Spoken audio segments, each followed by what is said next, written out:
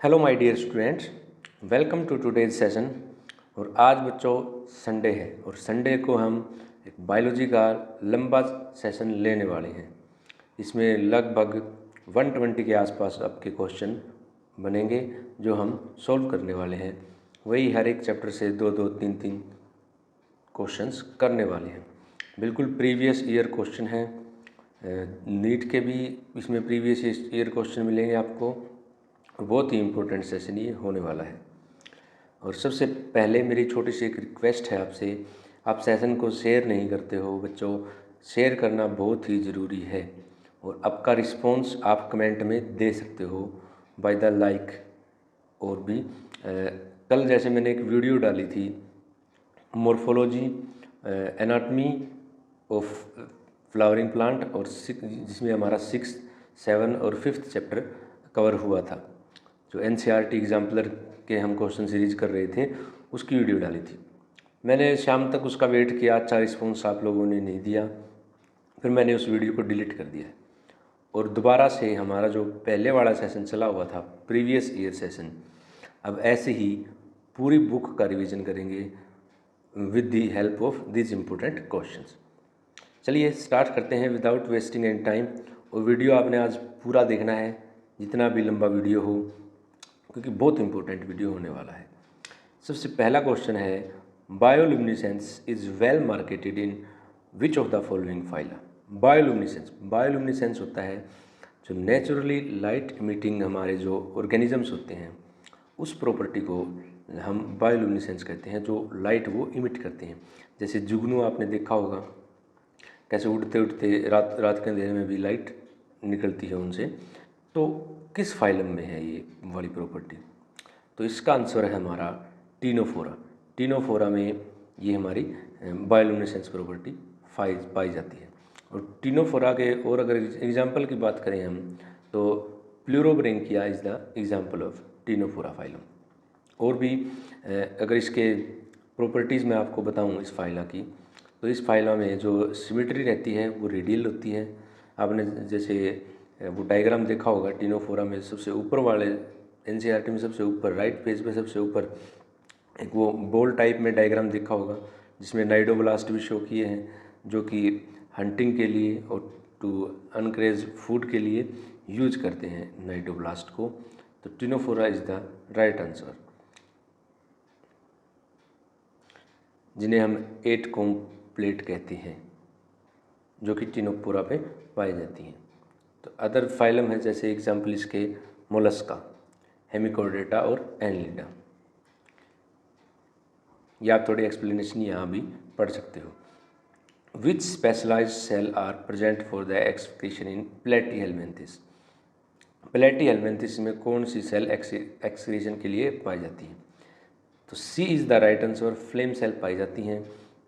और अगर other sales की बात करें हम, तो कोलर सेल हमारी पोरिफेरा में पाई जाती हैं, जो सबसे पहला फाइलम है हमारा। नाइडोब्लास्ट टीनोफोरा में मैंने अभी बताया आपको, और निमेटोसाइट्स। और जो प्लेटीहेल्मिन्थिस के बारे में इम्पोर्टेंट बातें हैं वो क्या है? प्लेटीहेल्मिन्थिस सबसे पहले तो ये एसिलिमेट ऑर्गेनिज्म है एंड दे आर ट्रिप्लोब्लास्टिक। और सबसे पहले ट्रिप्लोब्लास्टिक ये प्लेटीहेल्मिन्थिस ही हैं। और organ system level of organisation भी यहाँ से स्टार्ट हुआ है। याद रखना बच्चों, very important. High regeneration capacity possessed by, high regeneration capacity, ये प्रीवियस ईयर क्वेश्चन है नीट का। नीट 2014 में ये क्वेश्चन पूछा गया था। हाई रीजनरेशन पावर हमारी यहाँ प्लेन एरिया में पाई जाती है। अदर एग्जाम्पल हैं जैसे बोम्बैक्स, फार्टिमा हम अर्थवूम को कहते हैं। ओरेलिया का एग्जाम्पल आपने देखा होगा किसमें? फाइलम सिलेंटेटा में। और नेक्स्ट चैप्टर की तरफ मूव करते हैं। Next, which fish has electric organ. इनमें से किस फिश के पास इलेक्ट्रिक ऑर्गन होते हैं? तो आइए एग्जाम्पल देखते हैं इन फिश के ऑप्शंस। जैसे सबसे पहला है टोरपीडो, फिर है प्रेस्टिस, ट्राइगन, कारकारागोन। तो सबसे पहला ही जो हमारा ऑप्शन होता है टोरपीडो, टोरपीडो में जो इलेक्ट्रिक रेज, इलेक्ट्रिक शॉक ये जनरेट करती है। जो कुछ मॉडिफाइड मसल्स होते हैं इसमें जो कि इलेक्ट्रिक चार्ज जनरेट करते हैं। फ्रॉम 8 वोल्ट टू 220 वोल्ट का करंट ये बच्चों जनरेट कर सकती है। और जो ये प्रिस्टिस है इसे हम साफिस भी कहते हैं। अदर एग्जांपल जैसे ट्राइगोन, कारकारागोन। कारकारागोन हमारी शार्क होती है। Okay, let's move to our next question. Which type of scales are found on the skin of cartilaginous fish होती हैं, उनके कौन सी टाइप के स्केल्स पाए जाते हैं बॉडी पर। और जैसे प्लेकोइड स्केल्स होते हैं उनमें से जो हमारी कार्टिलेजिनियस फिश होती है उस पर प्लेकोइड स्केल्स पाए जाते हैं। और जो कार्टिलेजिनियस फिश होती हैं उनको हम कॉन्ड्रियोथिकस भी कहते हैं, जिनमें मॉडिफाइड प्लेकोइड स्केल्स पाए जाते हैं जो बैकवर्ड डायरेक्शन उनकी होती है। और जो ओस्टियोथिक्स है जिसमें इन्हें हम बोनी फिश भी कहते हैं। नेक्स्ट, बोनी फिश जो हमारी होती हैं इनमें से मेराइन, फ्रेश वाटर डबलिंग, तो बोनी फिश दोनों पाई जाती हैं, मेराइन और फ्रेश वाटर दोनों पाई जाती हैं। Trapped dust particle are pushed out of respiratory tract by, जो हमारे गले में जैसे कई बार खराश टाइप में जम जाता है, मतलब जो म्यूकस इकट्ठा हो जाता है एक जगह पर रेस्पिरेटरी ट्रैक से जो निकल के आता है, उसको बाहर निकालने के लिए किस टाइप के सेल्स हमारे गले में पाए जाते हैं। Respiratory tract, upper respiratory tract बोल सकते हो, अपर रेस्पिरेटरी ट्रैक में पाए जाते हैं।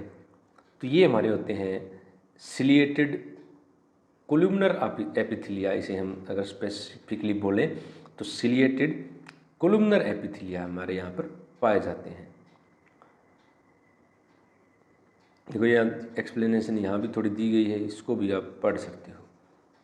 इन पर सिलिया लगे होते हैं जो कि एक रिदम में अपवर्ड मूवमेंट शो करते हैं, जो कि म्यूकस को एक्सपेल करते हैं बॉडी से। Dense irregular connective tissue is found in, dense irregular connective tissue found in skin. Next, the cell of connective tissue which produce histamine, जो हमारे कनेक्टिव टिश्यू की कौन सी सेल ऐसी होती हैं जो हिस्टामिन सिक्रीट करती हैं। तो इसका आंसर रहता है हमारा 3, मास्ट सेल। और अगर अदर ऑप्शन की बात करें जैसे मैक्रोफाज है, यहाँ पर मैक्रोफाज बहुत बड़े बड़े इरेगुलर शेप के सेल होते हैं। और मैक्रोफाज के ब्रेकडाउन से हमारा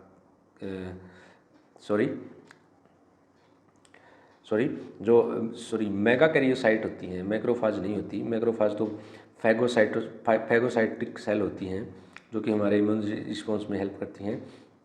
और मेगाकैरियोसाइट होती हैं, मेगाकैरियोसाइट से हमारी प्लेटलेट जनरेट होती है। मेगाकैरियोसाइट का जब ब्रेकडाउन होता है तो उससे बहुत सारी प्लेटलेट बनती हैं। और प्लेटलेट की इम्पोर्टेंस आपको पता ही होगी, ब्लड कोएगुलेशन में प्लेटलेट हेल्प करती है। जहाँ पर हमारी कोई बॉडी में कट वगैरह लग जाता है तो सबसे पहले प्लेटलेट वहाँ पर प्लग फॉर्मेशन करती हैं। इन frog oxygen dissolve in water can be taken by, आप सभी को पता होगा जो फ्रॉग्स हैं, फ्रॉग लंग्स से भी सांस लेते हैं, स्किन से भी और गिल्स से भी, इसमें तीनों तरह का रेस्पिरेशन पाया जाता है। बट यहाँ एक स्पेशल केस की बात कर रहे हैं, जब हमारी ऑक्सीजन वाटर में डिजॉल्व होती है तो they absorb with the help of skin के साथ वो इसे लेते हैं। Next, in frog heart is enclosed by 2 layered sac called, frog का जो हार्ट होता है जो 2 लेयर से इनक्लोज होता है तो उसको हम क्या कहते हैं, उसको हम पेरिकार्डियम कहते हैं। और हमारे ह्यूमंस के केस में भी हम पेरिकार्डियम ही कहते हैं। A thin walled triangular chamber attached dorsally to heart of frog, फिर फ्रॉग के हार्ट के बारे में पूछा गया है। A thin walled triangular chambered attach to dorsally to heart of the frog is known as, तो उसको हम क्या कहते हैं, साइनस विनोसिस कहते हैं, sinus venosus. Next, chitin present in the exoskeleton of arthropod, chitin जो प्रेजेंट होता है वो क्या है, काइटिन इज ए पॉलीसैकेराइड है, पॉलीसैकेराइड ऑफ NAG, जिसे हम N-एसिटाइल ग्लूकोसामाइन भी कहते हैं।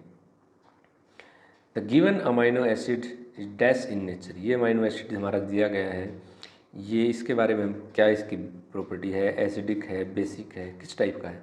तो ये हमारा एसिडिक है क्योंकि इसमें एक OH ग्रुप एक्स्ट्रा रहता है बच्चों, ये देखो ये वाला OH ग्रुप इसमें एक्स्ट्रा है। बेसिक में हमारा कुछ बेसिक होते हैं जैसे लाइसिन एंड आर्जिनिन बेसिक होते हैं, और भी जो इनके एग्जांपल दिए गए हैं जैसे न्यूट्रल है, न्यूट्रल इसमें ग्लाइसिन हमारा न्यूट्रल होता है, एरोमेटिक है। ये आपने सभी अमाइनो एसिड को याद रखना है।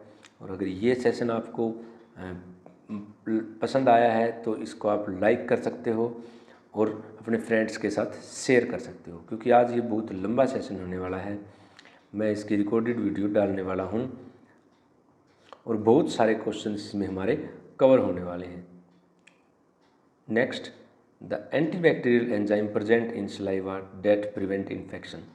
तुम्हारे सलाइवा में किस टाइप के एंटीबैक्टीरियल एंजाइम होते हैं, तो lysozyme is present there. Salivary amylase को हम टाइलिन भी कहते हैं। Next, HCl secreting cell present in stomach. तो स्टमक की जितनी भी सेल्स दी गई हैं they are very very important. और HCl कौन सी सेल इसमें सिक्रीट करती हैं? सबसे पहले देखो, अब अगर सारी सेलों के बारे में बात कर लेते हैं आज, ओके। तो सबसे पहले जो हमारी सेल्स हैं जो HCl सिक्रीट करती हैं वो होती हैं ऑक्जेंटिक, और जिसे हम पैराइटल सेल भी कहते हैं, वो HCl सिक्रीट करती हैं और साथ में कैस्ले इंट्रांसिक फैक्टर सिक्रीट करती हैं। और जो अदर सेल्स हैं जैसे पेप्टिक चीफ जाइमोजिन, ये एक ही सेल के 3 नाम हैं, पेप्टिक चीफ जाइमोजिन। ये क्या सिक्रीट करती हैं? ये एक प्रो एंजाइम जो पेप्सिन और प्रोरेनिन और पेप्सिनोजन सिक्रीट करती हैं। ये जो सेल्स होती हैं पेप्टिक चीफ एंड जाइमोजिन। और एक म्यूकस नेक सेल होती है जो कि म्यूकस सिक्रीट करती है। ये बहुत इंपॉर्टेंट क्वेश्चन है और इसमें एक बार ऐसे मतलब घुमा के भी कई बार क्वेश्चन पूछ लेते हैं। जैसे एक प्रीवियस ईयर में पूछा गया था कि जो विटामिन, देखो ये जो कैस्ले इंट्रांसिक फैक्टर है ये हमारे विटामिन B12 के अब्जॉर्प्शन में हेल्प करते हैं। और विटामिन B12 हमारे बॉडी में विटामिन B12, फोलिक एसिड, ये एरिथ्रोपोइसिस में हेल्प करते हैं। तो इनडायरेक्टली पूछा गया था कि एक पर्सन एनीमिक है, मतलब उसमें RBC की कमी है, ब्लड की कमी है, हीमोग्लोबिन की कमी है, तो ये बताओ इनमें से स्टमक की कौन सी सेल्स रिस्पॉन्सिबल हो सकती हैं। तो देखो उसको हम रिलेट करेंगे सबसे पहले कि जो B12 हमारा फैक्टर होता है, आयरन होता है, उसका अब्जॉर्प्शन हमारा जो स्टमक की जो कौन सी सेल, पेप्टिक नहीं, ऑक्जेंटिक और पैरेटल सेल्स, जो कि विटामिन B12 और ये हमारा आयरन और विटामिन B12 के एब्जॉर्प्शन में भी हेल्प करती हैं। और अगर विटामिन B12 की और आयरन की हमारी बॉडी में डेफिशिएंसी हो जाएगी तो definitely it leads to anaemia. Which instrument help in clinical assessment of pulmonary function. जो हमारा पल्मोनरी फंक्शन होता है उसको हम किस इंस्ट्रूमेंट से with the help of calculate कर सकते हैं। जैसे इसका जो हमारा ऑप्शन है, सबसे पहला ऑप्शन जैसे स्फिग्मोमैनोमीटर, क्योंकि स्फिग्मोमैनोमीटर से तो हम BP मापते हैं। स्टेथोस्कोप का सभी आपको पता ही होगा। Spirometer is use to measure of pulmonary function. Electrocardiograph is ECG, जो कि हार्ट की फंक्शंस को हम रिकॉर्ड करते हैं। और स्पायरोमीटर में याद रखना है ये हमारी कौन सी वॉल्यूम ऐसी है जिसको नहीं माप सकता, तो वो रेजिड्यूल वॉल्यूम RV को ये नहीं माप सकता। और RV जो हमारे लंग्स में हमेशा रहती है, जिसे हम फोर्सफुली एक्सपिरेशन से निकाल नहीं सकते। चलो एक बार मैं वॉल्यूम्स का आपको बता देता हूँ। वॉल्यूम्स बहुत ही इम्पोर्टेंट है। तो वॉल्यूम्स में सबसे पहले आती है हमारी residual tidal volume, tidal volume. और टाइडल वॉल्यूम में क्या होता है, टाइडल वॉल्यूम जो हम नॉर्मल इंस्पिरेशन और एक्सपिरेशन में निकालते हैं वो हमारी होती है टाइडल वॉल्यूम, टीवी जिसे हम कहते हैं। और टीवी में जो 350 ml होती है वही हमारे लंग्स तक पहुंचती है। 150 ml जो होती है वो हमारी डेड स्पेस वॉल्यूम होती है, वो हमारे रेस्पिरेटरी ट्रैक में ही ट्रैप हो जाती है। और टीवी के बाद हमारा आता है आईआरवी। आईआरवी हमारा जो कि हम फोर्सफुली इनहेल कर सकते हैं। After TV we can inhale IRV. Okay, next हमारा ईआरवी जो कि हम नॉर्मल ब्रीदिंग के बाद फोर्सफुली एक्सपेल कर सकते हैं, एक्सपायर कर सकते हैं उसको। और जो हमारी एक वाइटल कैपेसिटी होती है, अगर आरवी को छोड़कर इन सभी वॉल्यूम को जोड़ दें हम, आईआरवी, ईआरवी, टाइडल वॉल्यूम, तो हमारा वाइटल कैपेसिटी बन जाती है। और टोटल वॉल्यूम में हम आरवी को भी ऐड कर सकते हैं। Next we have expiration occur due to. Expiration किसकी मसल्स की हेल्प से होता है? जैसे मैंने इंस्पिरेशन आपको पहले वीडियो में बता चुका हूँ, with the help of diaphragm and intercostal muscles की हेल्प से होता है। क्योंकि हमारा जो इंस्पिरेशन होता है वो एक एक्टिव प्रोसेस है और expiration is a passive process. और एक्सपिरेशन कौन सी मसल्स की हेल्प से होता है? सबसे पहले तो इसमें हमारा जो डायफ्राम होता है वो रिलैक्स होता है। Relaxing of diaphragm and external intercostal muscles इसमें हेल्प करते हैं। देखो, जो इंस्पिरेशन था, इंस्पिरेशन में हमारे लंग्स को फैलाना था, एक्सपेंड करना था, तो उसमें इंटरकोस्टल मसल हेल्प कर रहे थे। अब इसको सिकोड़ना है, कोलैप्स करना है थोड़ा, मतलब कोलैप्स तो नहीं बोल सकते, कोलैप्स का तो मतलब बिल्कुल ही सांस बंद हो जाती है, बट उसको थोड़ा उसका डायमीटर हमने कम करना है। तो एक्सटर्नल इंटरकोस्टल मसल्स होते हैं हमारी, जो रिब्स के आसपास पाए जाते हैं, वो उसको ऐसे दबा देते हैं, जिसके कारण हमारा एक्सपिरेशन होता है। ये भी कह सकते हो कि external intercostal muscle during inspiration stretch हो जाते हैं और बाद में वो रिलैक्स करते हैं। अगर मैं ये कहूँगा कि एक्सटर्नल इंटरकोस्टल मसल्स कॉन्ट्रैक्ट करते हैं, तो फिर बोलोगे आप कि सर ये तो फिर एनर्जी एक्सपेंडिचर हुआ। कोई मसल अगर कॉन्ट्रैक्ट करेगा तो एनर्जी एक्सपेंडिचर हुआ, तो ये एक्टिव प्रोसेस होगी। बट नहीं, हम इसको रिलैक्सेशन ही बोलेंगे। अभी तक हमारा 20 मिनट का सेशन हो चुका है। आपको अच्छा लगा हो तो प्लीज़ अप्रिशिएट करना न भूलें, ये बहुत ज़रूरी है मेरे लिए। अगर आप कोई रिस्पॉन्स नहीं देते हो तो मेरे को लगता है कि कुछ ना कुछ गड़बड़ है अपने सेशन में, तो मैं इसको इम्प्रूव करूँ। So please comment below the session. A patch of nodal tissue responsible for initiating the rhythmic contractile activity of heart, जो हमारा सबसे पहले इनिशिएट करती है किसको, जो कि हमारे एक नोडल सिस्टम होता है, जैसे SA नोड होती है, वो पल्स को जनरेट करती है, उसकी लोकेशन यहाँ पर पूछी गई है। इसको बोला कि ए पैच ऑफ नोड्यूल्स कहाँ प्रेजेंट होता है, ये आप सभी को पता होगा। जो हमारा राइट एट्रियम होता है उसके अपर राइट कॉर्नर में ये प्रेजेंट होता है। और उसके बाद एवी नोड होती है, और AV bundle and Purkinje fibre पूरे हमारे हार्ट में उससे इम्पल्स जनरेट होती है और कॉन्ट्रैक्शन हमारे हार्ट में होती है। मुरमुर साउंड जो हमारी आती है वो किस डिफेक्ट के कारण आती है? मुरमुर साउंड हमारी किस डिफेक्ट्स के कारण आती है हार्ट में? तो सबसे पहले हम साउंड को समझते हैं, फिर देखेंगे कि मुरमुर साउंड ये कहाँ से आई। तो साउंड को समझने के लिए हम हार्ट का जैसे बेसिक फंक्शनिंग होती है हमारी, उसको देखेंगे कि जो लब की साउंड आती है वो हमारी ट्राइकस्पिड और बाइकस्पिड वॉल के क्लोजर होने पर आती है। क्योंकि जो हमारा राइट एट्रियम और राइट वेंट्रिकल है, उनमें से नीचे वाले चैम्बर में ब्लड अब आ चुका है, और जब नीचे वाले जो वेंट्रिकल्स हमारे कॉन्ट्रैक्ट करेंगे तो अगर वॉल नहीं होगी बैक फ्लो हो जाएगा, वॉल नहीं होगी तो बैक फ्लो हो जाएगा, दोबारा से हमारा एट्रिया की तरफ ब्लड चला जाएगा।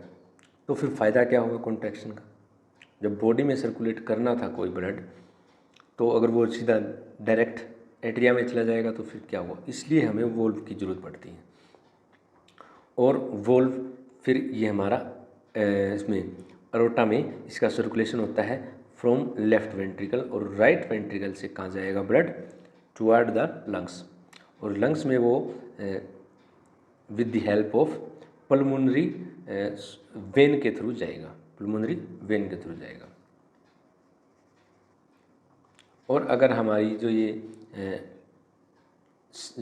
वाल्व खराब हो जाएंगी तो लब और डब की साउंड की जगह हमारा हार्ट मुर की साउंड प्रोड्यूस करता है, जो कि स्टेथोस्कोप की हेल्प से आसानी से सुनी जा सकती है और क्लिनिकली बहुत इम्पोर्टेंट होती है डॉक्टर्स के लिए for the further investigation of the patient.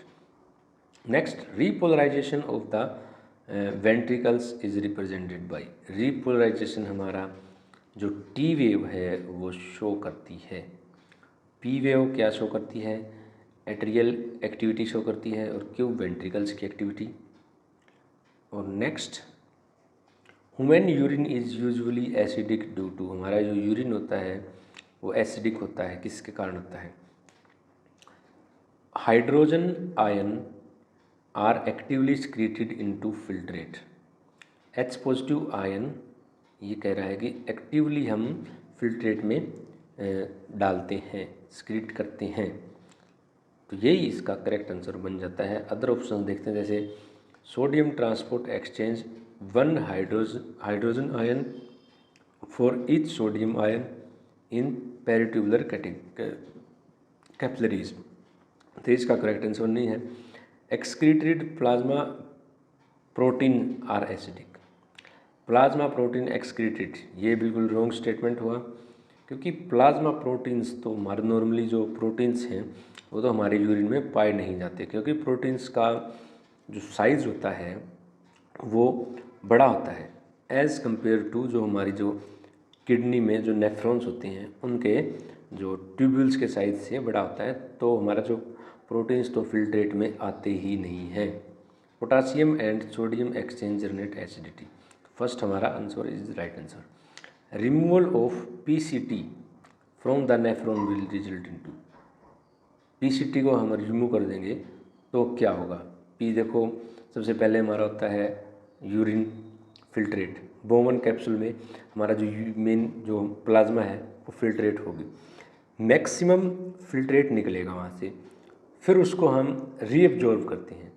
जो इनिशियल ट्यूब्यूल्स होते हैं हमारा पीसीटी डीसीटी, वहाँ पर पीसीटी में मैक्सिमम इसका अब्जॉर्प्शन होता है, और अगर पीसीटी को रिमूव कर देंगे तो अब्जॉर्प्शन कैसे होगा, ठीक है, तो हमारा जो यूरिन होगा वो मोर डाइल्यूट पास होगा, और अब्जॉर्प्शन के बाद उसमें हमारा आता है एक्सक्रीशंस, ओके, तो मोर dilute urine is the right answer. Which of the following does not favour for the formation of large quantity of urine, इनमें से कौन सी चीज़ ऐसी है जो कि large quantity of urine formation को अवॉइड करती है, उसके फेवर में नहीं है। तो आइए ऑप्शंस से डिस्कस करते हैं।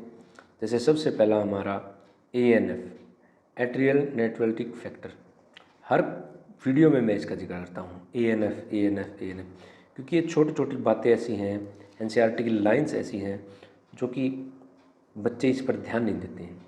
ANF फैक्टर हमारी बॉडी में कब रिलीज़ होता है, जब हमारा बॉडी का BP अप होता है, हार्ट को ये सेंस होता है कि BP अप है, तो ANF रिलीज करता है, जिसके कारण हमारा जो डायूरेटिक कंडीशन बॉडी में हो जाती है, ब्लड को फिल्टर करके उसमें से वाटर बाहर निकाल दिया जाता है ताकि ब्लड वॉल्यूम नॉर्मल हो जाए। तो ANF भी हमारा फेवर में है डायूरेटिक कंडीशन के लिए।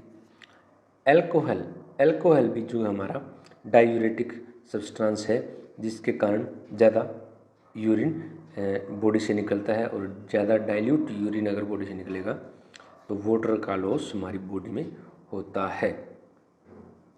कैफीन भी अल्कोहल जैसे ही डायूरेटिक है, तो इसका हमारा जो आंसर बन जाता है इज रेनिन फेवर में नहीं है डाइल्यूट यूरिन पास करने के। विच of the following does not function of skeleton system का इनमें से कौन सा फंक्शन नहीं है? आसान क्वेश्चन है, ज़्यादा हम इस पर टाइम वेस्ट नहीं करेंगे। Production of heat is the right answer. Other option देख लेते हैं, जैसे प्रोडक्शन ऑफ एर्थ्रोसाइट। एर्थ्रोसाइट बोन मैरो में ही बनती हैं। Storage mineral, calcium, magnesium, phosphate, बहुत सारे मिनरल्स इसमें स्टोर होते हैं। लोकोमोशन में तो हेल्प करते ही हैं स्केलेटन सिस्टम हमारा, तो हीट प्रोडक्शन में हेल्प नहीं करता। Which of the following joint would allow no movement? कौन से मूवमेंट ऐसे हैं, ज्वाइंट ऐसे हैं जो मूवमेंट अलाउ नहीं करते? These are fibrous joint. जो हमारी हेड में, स्कल में जो ज्वाइंट होती हैं, जो हमारी फ्रंटल, टेम्पोरल, ऑक्सीपिटल बोन, ये जो बोन्स डिफरेंट डिफरेंट जुड़ी होती हैं, इनमें फाइब्रस ज्वाइंट होते हैं और इमोबाइल ज्वाइंट जिसे हम कहते हैं। The receptor of neurotransmitter is present on in the, जो रिसेप्टर है न्यूरोट्रांसमीटर के, वो कौन सी, जो हमारी पोस्ट सिनेप्टिक मेम्ब्रेन होती है वहाँ प्रेजेंट होती हैं। क्योंकि जो प्री सिनेप्टिक होती है, जो हमारा न्यूरॉन्स का जंक्शन होता है जिसे हम सिनेप्स भी कहते हैं, एक प्री सिनेप्टिक मेम्ब्रेन होती है, एक पोस्ट होती है, बीच में हमारा फिर न्यूरोट्रांसमीटर रिलीज होते हैं, जैसे इधर प्री सिनेप्टिक से, और फिर पोस्ट सिनेप्टिक मेम्ब्रेन इसको सेंस करती है, तो वहाँ पर रिसेप्टर प्रेजेंट होते हैं। Which of the following is are controlled by human brain? हमारा ब्रेन इनमें से क्या क्या फंक्शन कंट्रोल करता है? तो सबसे पहले बैलेंस ऑफ बॉडी, बिल्कुल ब्रेन बैलेंस करता है बॉडी को। सर्केडियन रिदम, सर्केडियन रिदम होता है जो हमारा स्लीपिंग साइकिल होता है, उसे कहते हैं, बिल्कुल ब्रेन कंट्रोल करता है। ह्यूमन बिहेवियर को भी करता है, functions of kidney and heart को भी कंट्रोल करता है। तो हमारे सारे ही फंक्शन यहाँ ब्रेन कंट्रोल करता है। D is the right answer. Hormone created during allergy, allergy में कौन सा हार्मोन क्रिएट होता है? तो ग्लूकोकोर्टिकोइड्स हमारा एंटी इन्फ्लामेटरी हार्मोन्स होता है जो कि एलर्जी के टाइम क्रिएट होता है। और एलर्जी में कौन से रिस्पॉन्सिबल थे? आईजीई हमारा एलर्जी से रिलेटेड होता है, जो हमारे 5 इम्यूनोग्लोबिन्स हैं उनमें से IgE is responsible for allergy. Deficiency of adrenal cortex activity leads to, जो deficiency of adrenal cortex activity leads to, उसके कारण क्या होगा? जो हमारा एड्रिनल ग्लैंड होता है उसकी अगर कॉर्टेक्स की एक्टिविटी बंद हो जाए तो उससे क्या होगा? तो वो जो हार्मोन्स क्रिएट करता है वो क्रिएट नहीं होंगे ऑब्वियसली। तो एडिशन डिजीज इसके कारण होगी, जिसके कारण हमारी बॉडी में क्या होता है? हाइपोस्क्रीशन ऑफ एड्रिनल कॉर्टेक्स हार्मोन और मिनरलोकोर्टिकोइड होते हैं मेनली हैं। और अगर मिनरलोकोर्टिकोइड नहीं आएंगे तो मिनरल्स का इम्बैलेंस बॉडी में होगा। मिनरल का इम्बैलेंस होगा तो हमारे बॉडी में फ्लूइड रिटेंशन होगा। Okay, next, hermaphrodite animal is, इनमें से हर्मेफ्रोडाइट कौन सा है? तो लीच हमारा जो होता है हर्मेफ्रोडाइट होता है। अदर ऑप्शंस की बात करें, एस्कैरिस हर्मेफ्रोडाइट नहीं होता, हनी बी भी नहीं होती, स्पाइडर भी नहीं होता। ट्रांसवर्स बाइनरी फिजन कहाँ देखने को मिलता है? पैरामीशियम में हमें ट्रांसवर्स बाइनरी फिजन देखने को मिलता है। ये बिल्कुल दिए गए हैं, जैसे यूग्लिना में लॉन्गिट्यूडनल लंबाई से डिवाइड होता है ऐसे। यूग्लिना, अमीबा में सिंपल अमीबा की शेप देखी होगी आपने, ये रेगुलर शेप। हाइड्रा में बडिंग और fragmentation. Next, graafian follicle rupture to release, graafian follicle जब रप्चर होगा तो उससे क्या क्या रिलीज होगा फ्रॉम ओवुलेशन के टाइम? तो उसमें एक तो बच्चों देखो वो सेकेंडरी oocyte होती है, म्यूसिस 1 के बाद जो रिलीज होती है, एंड फर्स्ट पोलर बॉडी में रिलीज होगा। 3 इज द राइट आंसर। क्योंकि जो फीमेल में ऊजनेसिस होती है, अनइक्वल डिवीजन होती है, तो एक सेल छोटी सेकेंडरी, इसमें प्राइमरी पोलर बॉडी बनती है, सेकेंडरी बनती है। ओके, जो सेकेंडरी oocyte होती है हमारी वो मेटाफेज फर्स्ट फेज, म्यूसिस के मेटाफेज सेकंड पर रेस्ट होती है, यह आपने याद रखना है। Which one of the following incorrect statement about menstrual cycle? Menstrual cycle में इनमें से कौन सी स्टेटमेंट इनकरेक्ट है? सबसे पहली statement, the first menstrual began at the puberty called menarche, right. Lack of menstruation may be occur due to some environmental factor, ये भी correct statement है, क्योंकि अगर एनवायरमेंट फैक्टर जैसे कुछ स्ट्रेस है, कोई हेल्थ इशू है, तो उसमें जो मेंस्ट्रुएशन इरेगुलर हो जाता है। Corpus luteum secrete large amount of progesterone essential for maintenance of endometrium, right statement. Last statement हमारी, in absence of fertilization the corpus luteum degenerate immediately, ये स्टेटमेंट रॉन्ग हो जाती है बिकॉज ऑफ इमीजिएटली, क्योंकि वो टाइम लेता है degenerate करने में, इमीजिएटली नहीं होता। Lactational amenorrhoea is natural way birth spacing is due to high level of lactational amenorrhoea, मैंने आपको पहले ही बताया है किसके, जो हमारा प्रोलैक्टिन हार्मोन के कारण होता है। और प्रोलैक्टिन कहाँ से सक्रिएट होता है? प्रोलैक्टिन होता है हमारा एंटीरियर पिट्यूटरी से सक्रिएट होता है। जब तक प्रोलैक्टिन हमारा हाई रहेगा फीमेल का, तो जो अदर हार्मोन से जैसे FSH LH उनका लेवल ज़्यादा डिसबैलेंस नहीं होगा। Use of following contraceptive device increase risk, अब इनमें से कौन सा ऐसा कॉन्ट्रासेप्टिव डिवाइस है जिसका रिसेंट ईयर्स में बहुत ज़्यादा प्रचलन हो चुका है, और ये हमारी STDs को भी कंट्रोल करता है, सेक्सुअली ट्रांसमिटेड डिजीज़ होती हैं उनको भी कंट्रोल करता है। तो आइए एक बार ऑप्शन देख देते हैं। इसमें है जैसे ये सर्वाइकल कैप्स और डायग्राम्स हैं, तो ये इसका आंसर नहीं है, क्योंकि ये कॉन्ट्रासेप्टिव मेथड तो है बट ये प्रिवेंट नहीं कर सकता है STDs एड्स को। IUD इंट्रायूटेराइल डिवाइस, ये भी कॉन्ट्रासेप्टिव तो है बट इसको STD को और एड्स को कंट्रोल नहीं कर सकते। Condom is the right answer because with the help of condom, condom एक हमारा बैरियर मेथड है और जिससे हम कॉन्ट्रासेप्टिव के तौर पर भी यूज़ कर सकते हैं और to avoid STD and AIDS, इनसे भी बच सकते हैं। नेक्स्ट कॉन्ट्रासेप्टिव पिल है, जैसे कॉन्ट्रासेप्टिव पिल हमारा क्या करते हैं, कॉन्ट्रासेप्टिव पिल हमें STD और एड्स से नहीं बचा सकते। अभी स्टूडेंट अराउंड 30 मिनट्स का हमारा सेशन हो चुका है कंप्लीट, तो अब ये सेशन बहुत लंबा चलने वाला है। अभी तो हम 16 पेज पर ही पहुँचे हैं, 42 पेज हमने करने हैं। बिल्कुल आपने अपनी एनर्जी को पूरा बूस्ट करके रखना है, मेरी तरह बिल्कुल हार नहीं माननी है, लास्ट तक वीडियो देखनी है।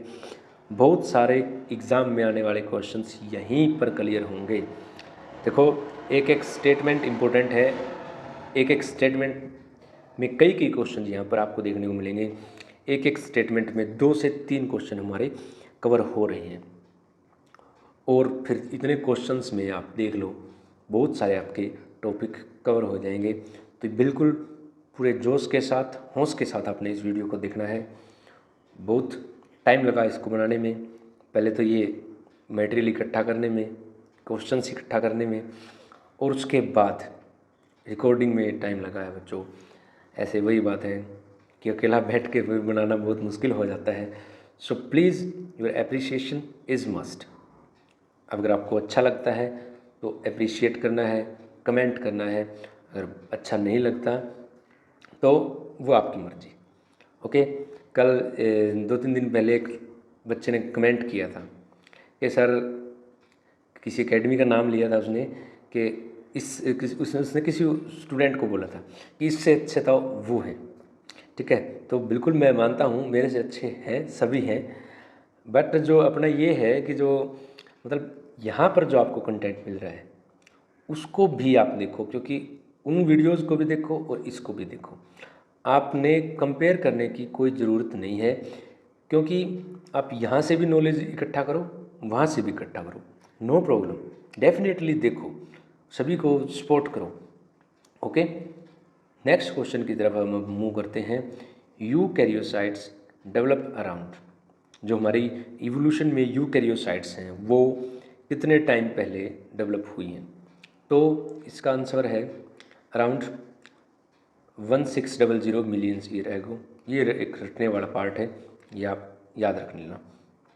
The atmosphere become oxidising with appearance of, हमारा जो पहले जो एनवायरनमेंट था, एवोल्यूशन के टाइम जब ब्लास्ट हुआ था बिग बैंग थ्योरी में, तो उस टाइम पे हमारा जो रिड्यूसिंग एनवायरनमेंट था, तो रिड्यूसिंग एनवायरनमेंट एक बहुत ही खतरनाक कंडीशन थी, जो कि इवोल्यूशन को उसने ज़्यादा प्रमोट किया है, बूस्ट किया है। तो जो हमारा ऑक्सीडाइजिंग एनवायरनमेंट जब स्टार्ट हुआ, तो उसके बाद में किसकी अपीयरेंस हुई, तो हमारा ऑटोट्रोफिक साइनोबैक्टीरिया की अपीयरेंस हुई, क्योंकि ये वो ऑर्गेनिज्म थे जो यूकैरियोटिक और प्रोकैरियोटिक के बीच के थे। ये क्या करते थे, लाइट से, with the help of light ये फूड भी प्रिपेयर करते थे, और ये आपने याद रखना है। Which of the following will be include under innate immunity. Innate immunity में कौन सा आता है हमारा इनेट इम्यूनिटी, जैसे दो इसमें से जो हमारा नेचुरल डिफेंस आता है, स्किन होती है हमारी, म्यूकस वाला जो पार्ट होता है, म्यूकस मेम्ब्रेन होती है, म्यूकोजा होती है, ये सारा हमारा इनेट इम्यूनिटी में आता है, बाय बर्थ जो हमें मिला होता है। तो इनमें से म्यूकस मेम्ब्रेन बिल्कुल नेचुरल इनेट इम्यूनिटी है, इंटरफेरोन्स ये भी नेचुरल है, और नेचुरल किलर सेल्स ये भी नेचुरल है। तो D is the right answer. या आप थोड़ी एक्सप्लेनेशन देख सकते हो, जैसे म्यूकस मेम्ब्रेन होती है फिजिकल बैरियर, इंटरफेरोन्स किसके अगेंस्ट होते हैं, जो हमारी इंटरफेरेंस वाला जो रिस्पॉन्स होता है हमारी बॉडी वायरसेस के अगेंस्ट, इन्फेक्शन के अगेंस्ट शो करती है। तो ये साइटोकिनिन वायरस हैं, और नेचुरल सेल्स हैं जो प्लाज्मा में जितनी भी सेल्स है ये हमारा सेलुलर बैरियर डिफेंस मैकेनिज्म में काम करता है। Artificial active immunity can be acquired by. Artificial active immunity, artificial बोला गया है और एक्टिव बोला गया है, ये हमें किससे मिलेगी, तो हम जो वैक्सीनेशन करते हैं, वैक्सीनेशन आर्टिफिशियली तो है प्रिपेयर की हुई, तो वैक्सीनेशन से आर्टिफिशियल, और वैक्सीनेशन लगाने के बाद हमारी बॉडी इम्यूनिटी डेवलप करती है, वो इम्यूनिटी एक्टिव इम्यूनिटी होती है, क्योंकि जब हम उस बैक्टीरिया वायरस के कांटेक्ट में डायरेक्टली आते हैं, बट नॉट नेचुरली उसके कांटेक्ट में हम नहीं आए हैं, क्योंकि आर्टिफिशियली हमने इंजेक्ट किया है। सो इसको ध्यान से देखना थोड़ा। One of the following exotic breed cattle का इसमें से कौन सा है, तो Jersey is the exotic breed, और लेग हॉर्न एक्जोटिक ब्रीड है हमारा फाउल्स का, चिकन का। Hisardale is the new breed of sheep which develop by crossing of, जो पंजाब और बीकानेरी ईव से हमारा ये जो इसार्डला बना है। Inbreeding is carried out in animal husbandry, because inbreeding क्यों की जाती है, इनब्रीडिंग जो हमारी रहती है वो हम देखो जितना भी एनिमली हस्बेंड्री की प्रोसेसेस कर रही हैं, वो कर रही हैं मतलब क्या करने के लिए, हमारी जो एनिमल है उसमें इम्प्रूव हो, जो नेक्स्ट जनरेशन आई है उसमें इम्प्रूव हो। तो हम क्या करते हैं, दो सुपीरियर, एक सुपीरियर मेल एक सुपीरियर फीमेल, उनको हम क्रॉस करवाते हैं, और जो क्रॉस करने के बाद जो प्रोजेनी बनी है, तो हम ये चाहते हैं कि जो मेल और फीमेल के दोनों के उनके पेरेंट्स के करैक्टर उनमें रहें। तो फिर ये इसीलिए पॉसिबल हो सकता है, अगर जो प्रोजेनी बनी है, अगर प्रोजेनी में एक मेल और एक फीमेल बना है, तो उन दोनों को हम क्रॉस करवाएं। बट सुनने में थोड़ा जैसे ह्यूमंस को ऑकवर्ड लगता है ये, बट जो एनिमल्स के लिए ऐसी प्रैक्टिसेस बहुत ज़्यादा होती हैं। तो इसका जो हमारा आंसर बनता है, इनब्रीडिंग हम एनिमल हस्बेंड्री में कैरिड आउट करते हैं टू इम्प्रूव होमोजाइगसिटी। होमोजाइगसिटी में क्या है कि ज़्यादा करैक्टर मिक्स अप ना होए, ज़्यादा हेट्रोजाइगसिटी नहीं आए, तो हमारा जो करैक्टर है वो मेंटेन रहे।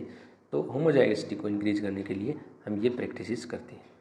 तो आपने देखा होगा ज़्यादा इनब्रीडिंग करवाने से फिर वो इनब्रीडिंग डिप्रेशन आता है 4 to 6 जनरेशन के बाद, उसको हम आउट क्रॉस से ओवरकम करते हैं। ये भी क्वेश्चंस 2-3 बार पूछा जा चुका है कि जो इनब्रीडिंग डिप्रेशन को कंट्रोल करने के लिए हम कौन सी प्रोसेस इसमें करते हैं, आउट क्रॉस इसमें करते हैं। क्योंकि फिर वो जो आउट क्रॉस के लिए हम क्या करते हैं, जो 4 to 6 जनरेशन उनसे लिंक्ड एनिमल नहीं है उसके साथ क्रॉसिंग करवाते हैं। तो बहुत ही इंपॉर्टेंट क्वेश्चन है, बहुत ही इंपॉर्टेंट कह सकते हो, मतलब क्या बताऊँ आपको, इतने इंपॉर्टेंट क्वेश्चन आपके लिए लेके आया हूँ। बस अब थम्स अप जरूर कर देना एक बार, इसका मुझे वेट रहेगा। बिल्कुल 10% बच्चे ऐसे हैं जो कि वीडियोज़ को लाइक करते हैं, तो ये रेशो मुझे हाफ हाफ चाहिए बच्चों, क्योंकि मेहनत इसमें बहुत लगती है, मेरी भी और आपका भी टाइम बहुत लगेगा। तो प्लीज़ सभी चीज़ को आपने देखकर चलना है। Pure DNA precipitated by addition of chilled ethanol remove, जो हमारा डीएनए को हम निकालते हैं, एक्सट्रैक्ट करते हैं, तो उस प्रोसेस को with the help of chilled, इसमें हम एथेनॉल डालते हैं जिसके कारण वो सेपरेट हो जाता है। तो उस प्रोसेस को हम क्या करते हैं, स्पोलिंग। एक एनसीईआरटी में डायग्राम भी दिया है जिसमें एक ऐसे छोटा सा जार दिया गया है और जार में थोड़ा रेडिश टाइप का फ्लूइड है और उसमें से एक with the help of probe एक उसमें से डीएनए एक्सट्रैक्ट हो रहा है, इसी को हम स्पोलिंग कहते हैं। इसे थोड़ा यहाँ पढ़ भी लेते हैं।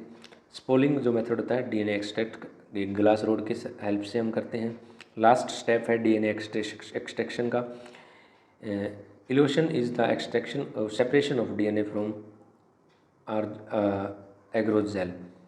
ये हम जो हमारी वो ब्लोटिंग वाली प्रोसेस हैं उनमें यूज़ करते हैं। जेल इलेक्ट्रोपोरेसिस से हम क्या करते हैं बच्चों, जेल इलेक्ट्रोपोरेसिस से हम जो डीएनए की फ्रैगमेंट्स हैं उनको सेपरेट करते हैं।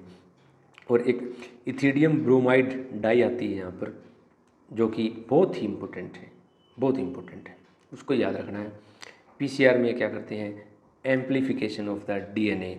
और पीसीआर की जो डिस्कवरी किसने की थी, कैरी मुलिस ने की थी।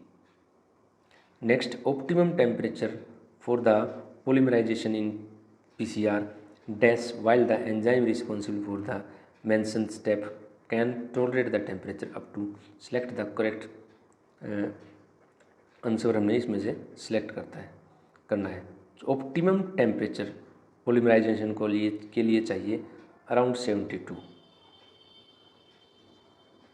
और जो हमारा एंजाइम है जो हम पोलीमरेज जो हमने थर्मस एक्विटिस नाम के प्लांट से निकाला है, वो कितने उस पर टेम्परेचर तक स्टैंड करता है, वो हमारा 95 टेम्परेचर तक स्टैंड करता है।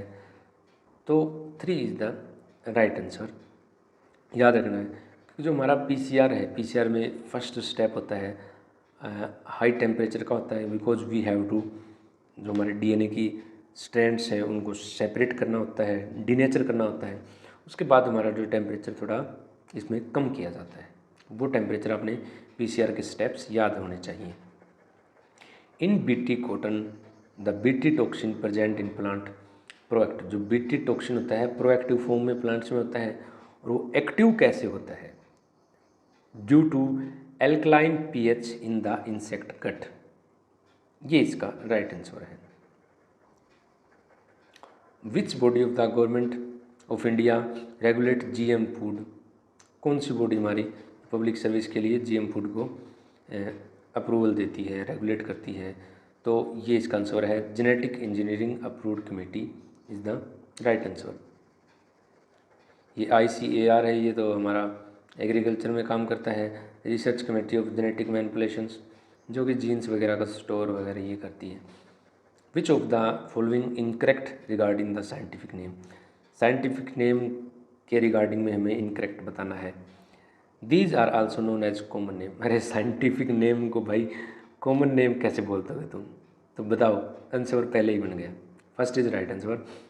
अदर ऑप्शन पढ़ते हैं, these ensure that each organism has only one name, right correct statement है। दीज हैव टू कंपोनेंट, ये भी राइट है। दीज आर यूनिवर्सली एक्सेप्टेड, ये भी राइट स्टेटमेंट है। First is the correct answer because it is incorrect. According to binomial nomenclature every living organism has, binomial nomenclature के हिसाब से सभी जो लिविंग ऑर्गेनिज्म है उनका एक साइंटिफिक नेम होना चाहिए जो कि 2 कंपोनेंट से बना होता है, ये आपने याद रखना है। Virus that infect bacteria known as bacteriophage, बताने की ज़रूरत नहीं है। Who demonstrated that extract of infected plant, TMV से इन्फेक्टेड जो प्लांट हमारा था TMV, उसको इनमें से किसने एक्सट्रैक्ट किया? तो MW Beijerinck demonstrated the TMV virus. WM Stanley 1935 crystallize the virus. याद रखना है। लुइस पास्चर ने वायरस नाम दिया था डिजेल्वेनोव्स्की, इसे भी याद रखना है। Coralloid roots have symbiotic association. Coralloid roots होती हैं नाइट्रोजन फिक्सेशन साइनोबैक्टीरिया के साथ एसोसिएशन से नाइट्रोजन फिक्सेशन में हेल्प करती हैं। The cone bearing microphylls are known as. जो कोन बियरिंग होता है माइक्रोफिल्स, हमारा मेल स्ट्रोबलाई होता है, जो कि पाइनस और साइकस वाले जो ट्रिडोफाइट्स हैं उनमें आपने देखा होगा। मेगा स्पोरोफिल्स क्या होता है, फिर वो हमारा फीमेल स्ट्रोबली होता है। Pollen grain are release. Pollen grain बच्चों कहाँ से रिलीज होता है? कहाँ से रिलीज होता है पता ही लगा होगा आपको, माइक्रोस्पोरेंजियम से रिलीज होता है। और माइक्रोस्पोरेंजियम में ये जिसको वॉल्स हैं, 4 लेयर हैं, एपिडर्मिस, हाइपोडर्मिस, मिडल लेयर और लास्ट वाले जो हमारी रहती है टेप्टम। नरिशमेंट कौन प्रोवाइड करता है पोलन ग्रेन को? टेप्टम प्रोवाइड करती है, याद रखना है। एंथरमेन की प्रोडक्शन होती है। In Rhizophora root are modified from. Rhizophora में न्यूमेटिक रूट होती हैं, जैसे वो डायग्राम दिया गया है NCERT में, जैसे नीचे यहाँ दिखाया गया है। ये प्लांट ऊपर, ये प्लांट हो गया हमारा, पत्ते वत्ते तो आप लगा लेना इस पर। ये जो नीचे यहाँ से निकलने वाली रूट्स दिखाई गई हैं, यहाँ से ये रेस्पिरेशन के लिए निकलती हैं बच्चों। बिकॉज दो राइजोफोरा ये जो हाई सलाइन कंडीशन में हमारे प्लांट पाए जाते हैं, इनमें ये रूट्स देखी जाती हैं। तो rhizophora is modified pneumatophores. The hanging structure that support the banyan tree. Banyan tree को कौन सा हैंगिंग स्ट्रक्चर सपोर्ट करता है? Prop root is the right answer. Stilt root किस में पाई जाती है? स्टिल्ट रूट पाई जाती है हमारी मेज, शुगर केन, इनमें पाई जाती हैं। जो लास्ट जो इंटरनोड होती हैं उनसे रूट्स निकलती हैं जो कि ग्राउंड पर टच करती हैं, जो कि नीचे से एक मैकेनिकल सपोर्ट प्लांट को प्रोवाइड करती हैं। क्योंकि जो हमारा शुगर केन होता है वो लंबा प्लांट होता है, बहुत लंबा प्लांट होता है और पतला सा होता है, तो उसको सपोर्ट करने के लिए इंटरनोड से यहाँ से ऐसे, ये इंटरनोड है, यहाँ से ये इंटरनोड है, थोड़ा गैप ज़्यादा ही होता है इनमें, तो यहाँ से ये रूट ऐसे सपोर्ट के लिए निकलती हैं, जिन्हें हम स्टिल्ट रूट कहते हैं। न्यूमेटोफोर है नेक्स्ट आंसर, बताइए होगा आपको। तो prop root is the right answer. The central most portion of the stem of dicot plant is occupied. Central जो मोस्ट पोर्शन हमारा जो डाइकोट प्लांट का पीठ के द्वारा ऑक्यूपाइड होता है। Which of the following is not true for the vascular bundle monocot stem. इनमें से मोनोकोट स्टेम का जो वेस्कुलर बंडल है उनमें से कौन सा ट्रू नहीं है? थर्ड हमारा आंसर है इसमें, रिंग अरेंजमेंट वहाँ पर नहीं होती। जो हमारा जो मोनोकोट का वेस्कुलर बंडल एक स्कैटर्ड फॉर्म में पाया जाता है, तो रिंग अरेंजमेंट वहाँ पे नहीं होती। Seasonal activity of vascular cambium is influenced by many factor. Seasonal activity किस किस के द्वारा इफेक्ट होती है? इनमें से कौन सा एक्सेप्शन है? जियोट्रोपिक लोकेशन से इफेक्ट होती हैं, बिल्कुल इफेक्ट होती है। ह्यूमिडिटी टेम्परेचर से इफेक्ट होती हैं। फोटोपीरियड से इफेक्ट होती है। वाटर सप्लाई से इफेक्ट होती हैं। लीफ ओरिएंटेशन से इफेक्ट नहीं होती है। D is the right answer. तो अब जैसे बात सीजनल इफेक्ट, जैसे हमारा ठंड आती है उस टाइम पे कोल्ड होता है, बहुत ज़्यादा कोल्ड होता है, तो प्लांट्स क्या करते हैं? प्लांट भी एक हर्बिनेशन एस्टिवेशन मोड, मतलब एक रेस्टिंग फेज में चले जाते हैं, क्योंकि वो उस टाइम पे इनएक्टिव हो जाते हैं। इनएक्टिव होते हैं तो उनमें ज़्यादा एक्टिविटी नहीं होती है, उनकी सेल्स ज़्यादा डिवाइड नहीं करती है। बिकॉज ठंड में क्या होता है, कोल्ड में वाटर की भी डेफिशिएंसी उनके आसपास होती है, न्यूट्रिएंट्स की तो होती ही है। तो इस टाइम पे जो ज़्यादा ग्रोथ नहीं होगी, फेवरेबल कंडीशन आ जाएगी, उस टाइम पे प्लांट ज़्यादा ग्रोथ शो करते हैं।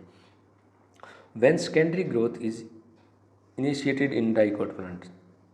सेकेंडरी ग्रोथ कब अपीयर होती है हमारे जो डाइकोट प्लांट में? When parenchymatous cell present between the vascular cambium become meristematic.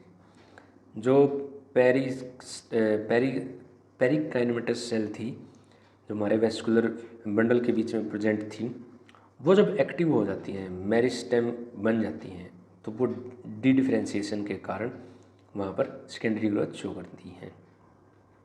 Correct statement find करनी है। Not surrounded by membrane. आइए देखते हैं। राइबोसोम बिल्कुल मेम्ब्रेन से सराउंड नहीं होता है। सेंट्रोमियर ये भी नहीं होता। सेंट्रोसोम ये दोनों मेम्ब्रेन से सराउंड यहाँ पर होते हैं, तो इनकरेक्ट।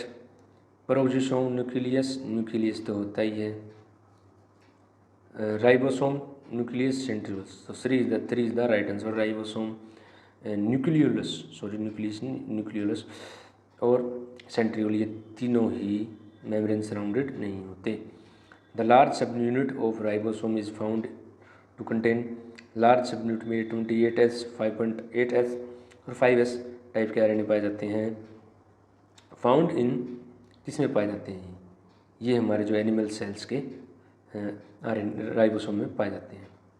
जो 80S के राइबोसोम होते हैं वहाँ पर 60S पाया जाता है और उसमें लार्ज यूनिट में ये पाए जाते हैं। Organelles lacking DNA but capable to duplicate. DNA नहीं होता बट सेल डिवीज़न होता है। बताओ क्या एग्जांपल होगा?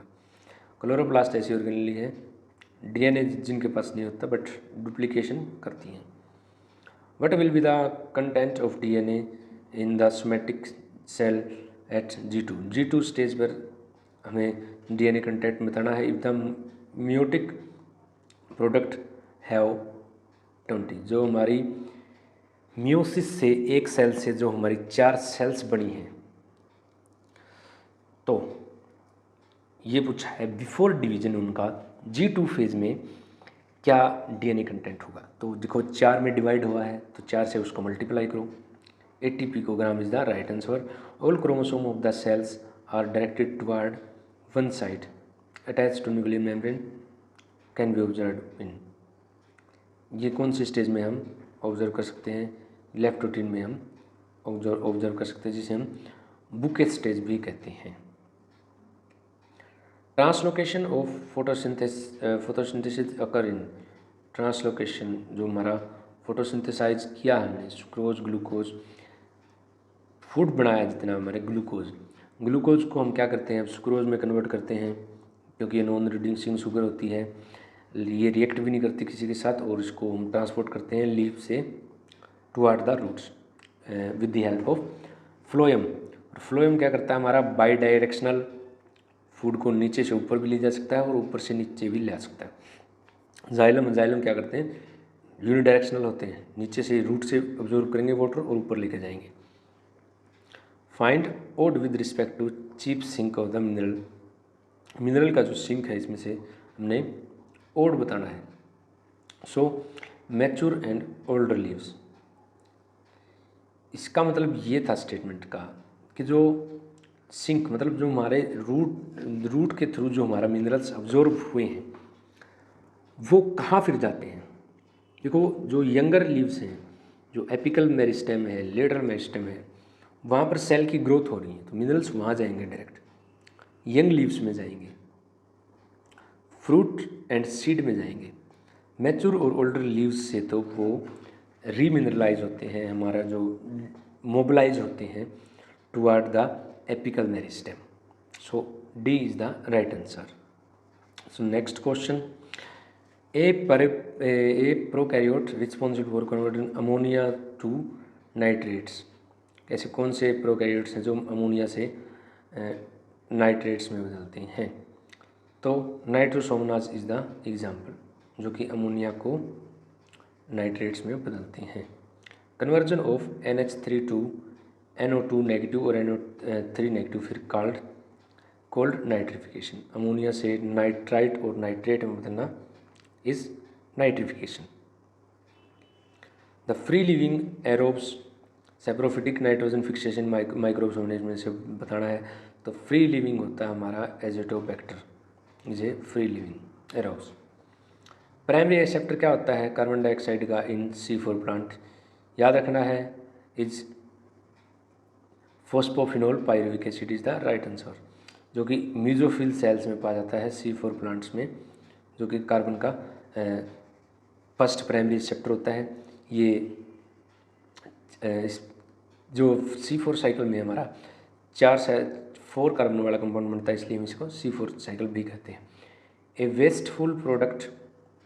Wasteful process which involve the oxidation of organic compound in plant in the presence of light. ये क्या होती है हमारी फोटो रेस्पिरेशन, वेस्टफुल होती है, जिससे हमारी एनर्जी यूज होती है प्लांट की, कुछ बनता तो है नहीं। PEPcase and RuBisCO in C4 plant present respectively. PEPcase कहाँ प्रेजेंट होता है? साइटोप्लाज्म में, और रुबिस्को प्रेजेंट इन स्टोरमा। कॉम्प्लेक्स विच ट्रांसफर इलेक्ट्रॉन, जो इलेक्ट्रॉन ETS में हमारा कौन सा कॉम्प्लेक्स ऐसा है जो FADH2 रिड्यूसिंग पावर उससे इलेक्ट्रॉन ट्रांसफर करता है? तो इसमें हमारा कॉम्प्लेक्स 2 है। इतने 5 कॉम्प्लेक्स में दिए गए हैं, याद रखने हैं बच्चों, बहुत इंपॉर्टेंट है। 2017 में इसकी सीरीज पूछी गई थी, 5 जो हमारे प्रेजेंट होते हैं उनकी। Last acceptor of the electron, last इनमें से कौन सा है?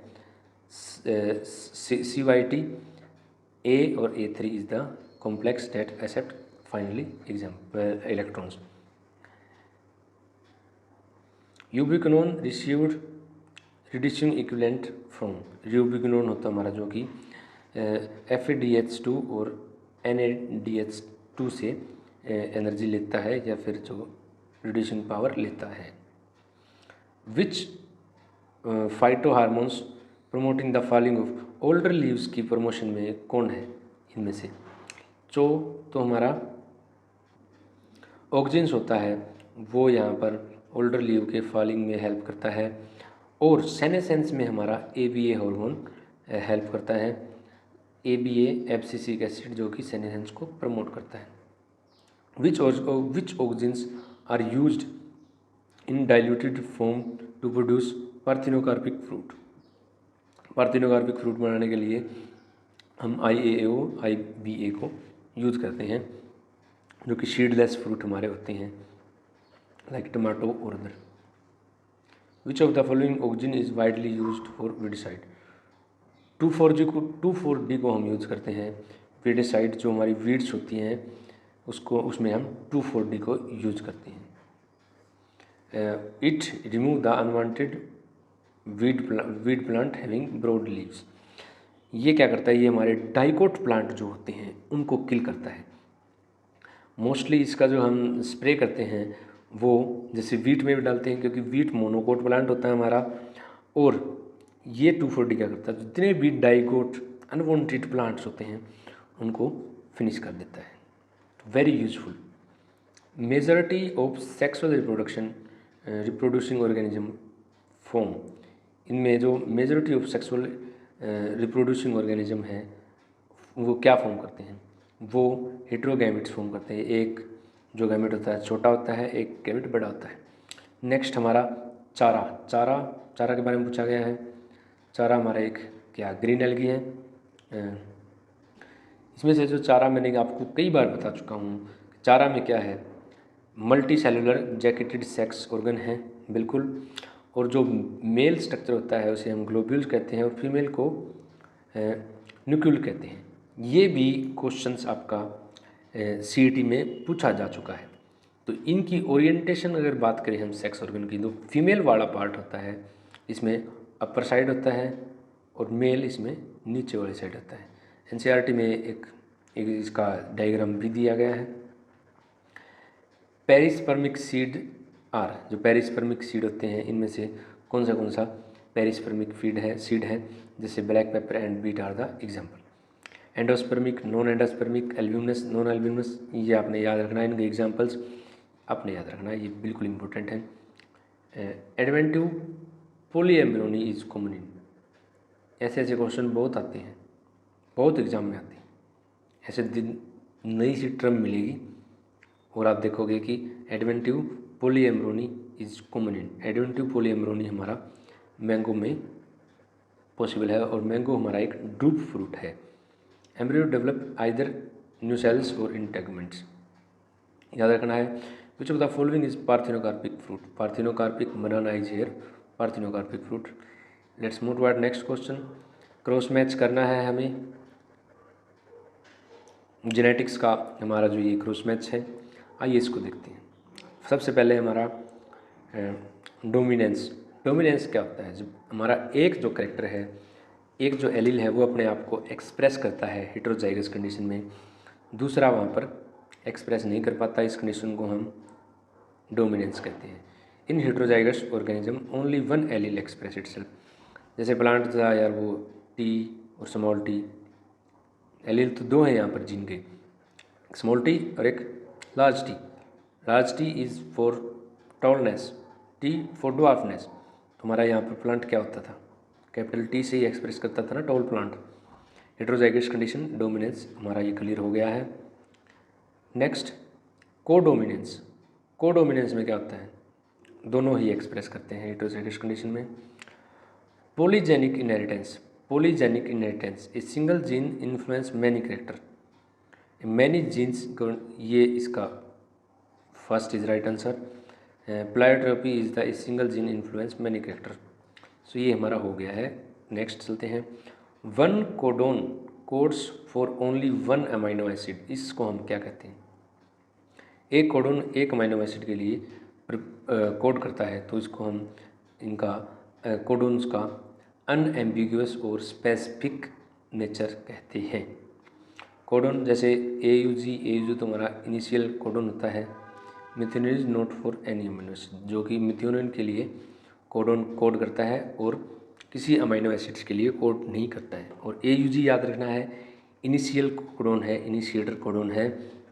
और स्टॉप कोडोन कौन कौन से थे हमारे? UAA, UAG और UGA are the stop codon. 3 stop codon है, याद रखना है, आप कई बार पूछे जा चुके हैं। इनकरेक्ट स्टेटमेंट फॉर UTR, इनमें से UTR के लिए कौन सी इनकरेक्ट स्टेटमेंट है? ये जो हमारा RNA प्रोसेसिंग से क्वेश्चन है, तो आइए इसका एक बार देखते हैं। Present in between transitional unit of mRNA, ये पहला इसका राइट आंसर है। एक बार UTR को आपने इनकरेक्ट स्टेटमेंट थी, तो ये पहला इसका राइट आंसर है। तो एक बार इसको आपने गूगल करके देख लेना है। Capacity of plant cell to give rise the whole plant body, एक सेल से ये पूरा प्लांट बन रहा है, तो this is called totipotency. Somaclones are obtain from, somaclones हम टिश्यू कल्चर से ऑब्टेन करते हैं। Somaclone are obtain by tissue culture, a group of genetically identical plants. The greater BOD of waste water relates, जो BOD हमारी biochemical oxygen demand ज़्यादा होगी, तो उसमें हमारा वाटर, उसका ऑक्सीजन कंटेंट कम होगा। So decreases oxygen content of the water. Ganga action plant, Ganga का पोल्यूशन कंट्रोल करने के लिए कब इनिशिएट किया था? 1985 is the right answer. Next, an association of individual of different species living same habitat but functional having functional interaction is, इसको हम क्या बोलते हैं? बायोटिक कम्युनिटी, जहाँ पर बहुत सारी स्पीशीज, डिफरेंट स्पीशीज रहती हों सेम हैबिटेट में, फंक्शनल इंटरेक्शन उनके साथ हो, वो हमारी बायोटिक कम्युनिटी हो जाती है। Root play insignificant role in water absorption, पहले भी ये क्वेश्चन आ चुका है।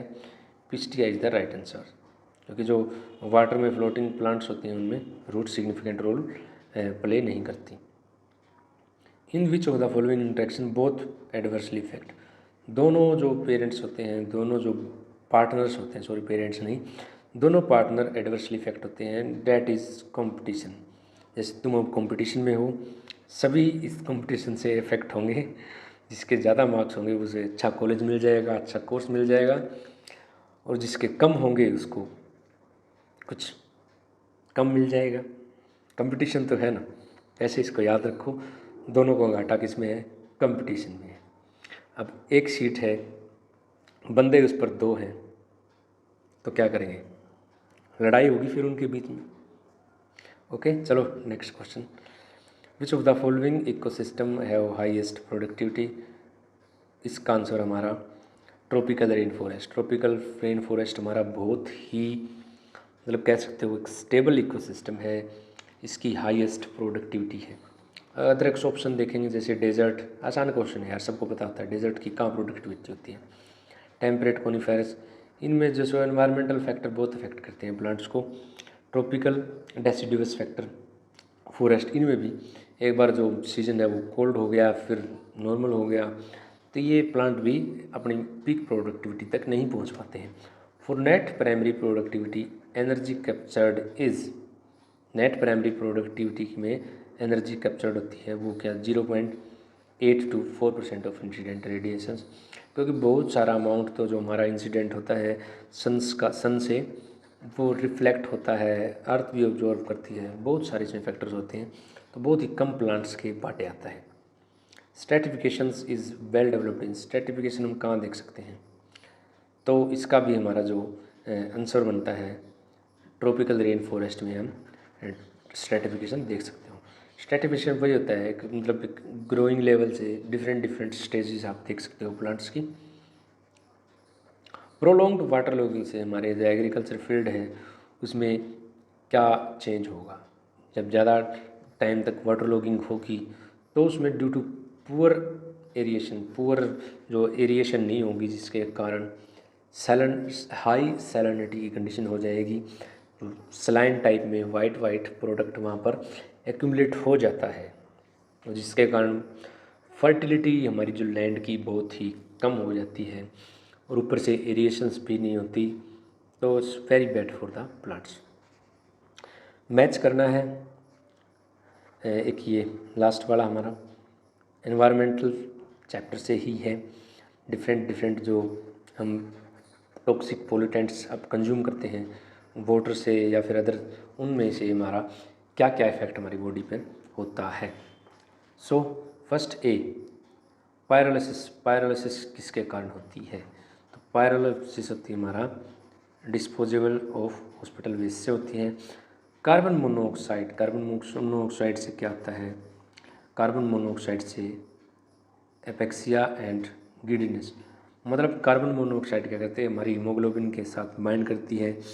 कार्बन मोनोऑक्साइड की 250 टाइम मोर एफिनिटी है, बाइंडिंग कैपेसिटी है हमारी हीमोग्लोबिन के साथ बाइंड करने की, जो कि एक बार इरिवर्सिबली बाइंड करती है। एक बार अगर जुड़ गई हीमोग्लोबिन के साथ तो वो इरिवर्सिबल फॉर्म है, मुश्किल से उसको छोड़ती है। फिर ऑक्सीजन की जगह कार्बन मोनोऑक्साइड अगर ले लेगी तो डेफिनेटली हमारे जो सेल्स की डेथ होगी। Blue baby syndrome, blue baby syndrome is due to toxicity of methaemoglobinaemia, मतलब एक ये हीमोग्लोबिन में हमारा चेंज हो जाता है। ब्लैक फुट डिजीज़, आर्सेनिक के एक्सपोजर से ब्लैक फुट डिजीज़ होती है। तो आज का सेशन हमारा बच्चों यही समाप्त होता है।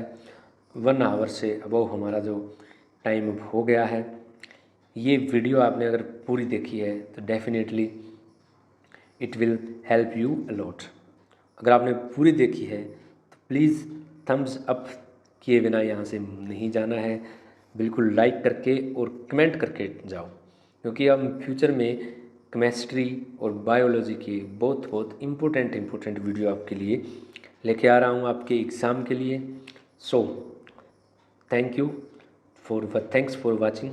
जिन्होंने पूरा देखा है उनको भी थैंक्स, जिन्होंने थोड़ा देखा है उनको भी थैंक्स, क्योंकि सभी में वही बात है, कैपेसिटी नहीं होती, पेशेंस नहीं होता कि वो पूरी वीडियो को देख ले, क्योंकि फिर सिलेक्शन भी तो सभी का नहीं होता बच्चों को। वहाँ तक जाने के लिए तो फिर मेहनत तो करनी पड़ेगी, कड़ी मेहनत करनी पड़ेगी। So please do like this video and subscribe my channel. मैं इस वीडियो में आपका रिस्पॉन्स देखूंगा कैसा है, और मुझे भी मोटिवेशनल अगर मिलेगा तो मैं आपके लिए बहुत ज़्यादा प्रोडक्टिव वीडियो लेके आऊँगा। और बिल्कुल ये प्रीवियस एग्ज़ाम ओरिएंटेड वीडियो थी। So thank you.